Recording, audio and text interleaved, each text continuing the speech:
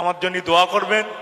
আমি খুবই অসুস্থ, তবু আমি কেন শারীরিক অসুস্থতার কারণেও ভাই ডেকেছেন দাদা হুজুর কেবলার টানে এবং 5 হুজুর কেবলার টানে আমরা এখানে চলে এসেছি। যাই হোক, আমাদের জন্য দোয়া করবেন।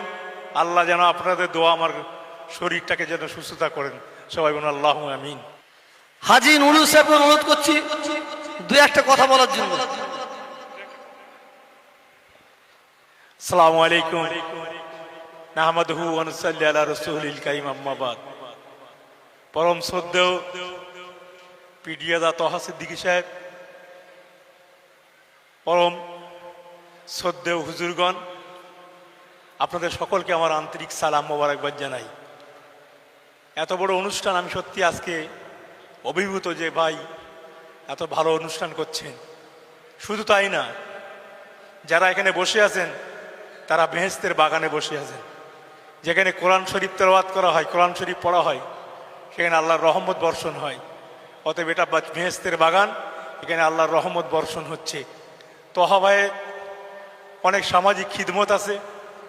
আমি ক্ষুদ্রতম মানুষ, আমি অনেক দিন থেকে আমি দাদা হুজুর কেবলার সিলসিলা হিসেবে আমাকে নিজেকে আমার খুব গর্বিত মনে করি এবং ফুরফুরা আমাদের অন্তরের স্থল। সেই অন্তরের মানুষদের ডাকে না আসলে ভালো লাগে না। শারীরিক অসুস্থতার কারণেও ভাই ডেকেছেন দাদা হুজুর কেবলার টানে এবং 5 হুজুর কেবলার টানে আমরা এখানে চলে এসেছি। আপনারা যারা এসছেন বিফলে যাবেন না। এই অনুষ্ঠান সত্যিকারে আল্লাহ কবুল করে নিক, আল্লাহর কাছে এই দোয়া করি। কোরআন শরীফ শুনছেন আর সমস্ত কারিগণদের আমি আমার অন্তরের অন্তঃস্থল থেকে তাকে সালামবাদ মোবারকবাদ জানাই। আর এত সুন্দর অনুষ্ঠান আমি যদি আল্লাহ হায়াতে বাঁচিয়ে রাখে, প্রতি বছরে তহাবাদ ডাকে আমি নিশ্চয়ই এখানে আসবো এই ক্রাত প্রতিযোগিতায়। আমার জন্য দোয়া করবেন।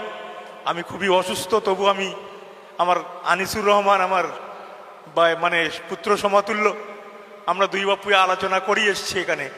যাই হোক, আমাদের জন্য দোয়া করবেন। আল্লাহ যেন আপনাদের দোয়া আমার শরীরটাকে যেন সুস্থতা করেন। সবাই বলুন আল্লাহু আমিন। হাজী মাহবুবুর রহমান সাহেবকে একটু বলার জন্য অনুরোধ করছি।